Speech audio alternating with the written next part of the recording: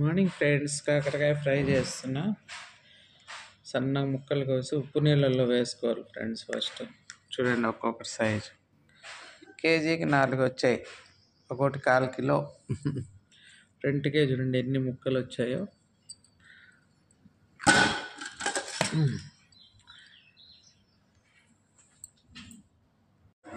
Oil పెట్టుకొని కొంచెం deep fry చేసుకున్నాం ఫ్రెండ్స్. ఫస్ట్ ఇవి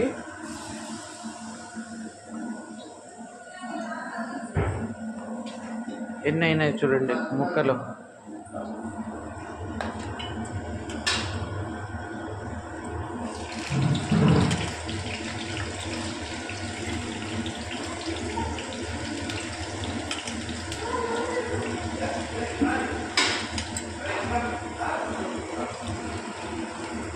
ఆయిల్ పట్టే అన్నీ వేసేసి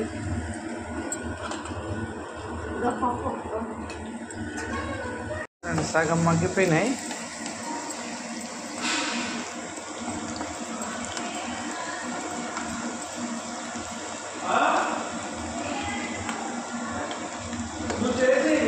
కొంచెం టైం పడుతుంది ఫ్రెండ్స్ మగ్గడానికి.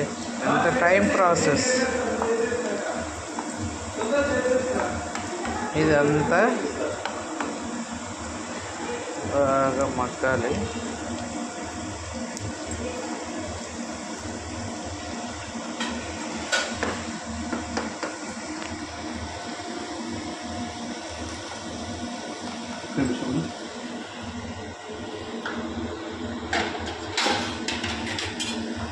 వేగడానికి ఒక వాయి అయిపోయి రెండో వాయే చాలా టైం తీసుకుంటుంది ఫ్రెండ్స్ ఇవి వేగించడానికి.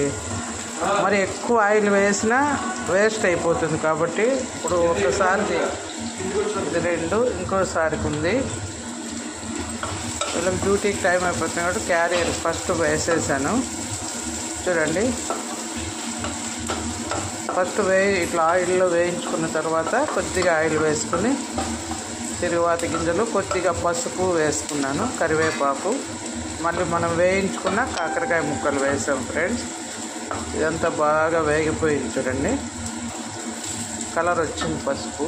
ఇప్పుడు శనగకాయ పప్పుల పొడి, శనగకాయలు, ఎండుమిర్చి, ఉప్పు, వెల్లుల్లి పొట్టుతోనే వేసి కొట్టుకున్న పొడి ఇది చూడండి.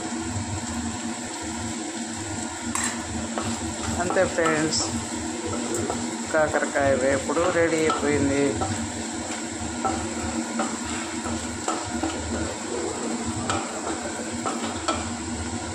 ఇప్పుడు ఇది వాళ్ళకి వేసేస్తే తర్వాత మళ్ళీ మేము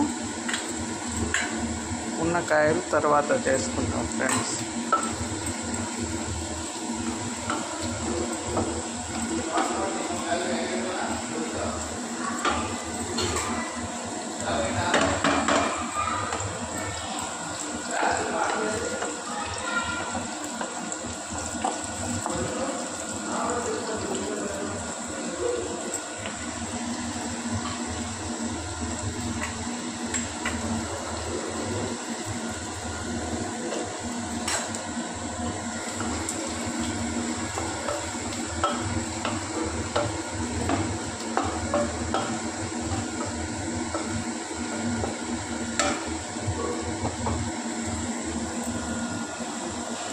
చూడండి ఫ్రెండ్స్, 2 టైమ్స్ ఇన్ని అయినాయి. ఇప్పుడు దీంట్లోకే కరివేపాకు, ఆనియన్స్ వేసేసిన. చూడండి ఫ్రెండ్స్, 2 టైమ్స్కు అయిపోయినాయి. దీంట్లోకే ఆనియన్స్, కరివేపాకు వేసేసాను.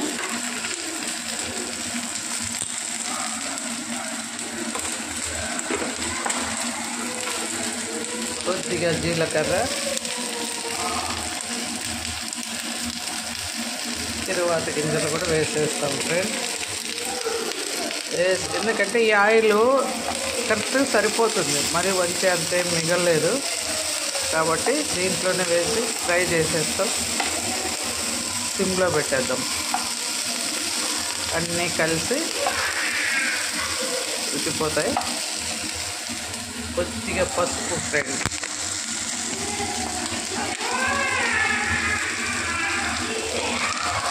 లైట్గా పసుపు కలిసిపోయింది.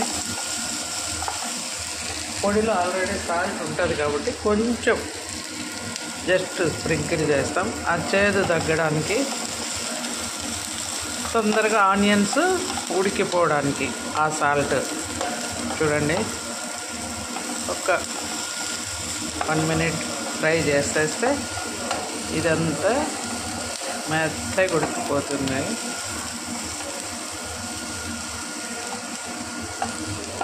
ఎంత కలర్ఫుల్గా వచ్చింది చూడండి.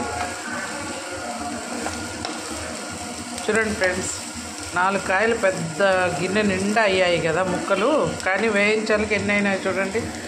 కొద్దిగా మా కోడలు పెట్టించాను, ఒక్కసారి వేయించినవి, ఇంకా 2 సార్లకి ఇవి అయినాయి. అంతే ఫ్రెండ్స్, చాలా తక్కువ అవుతాయి.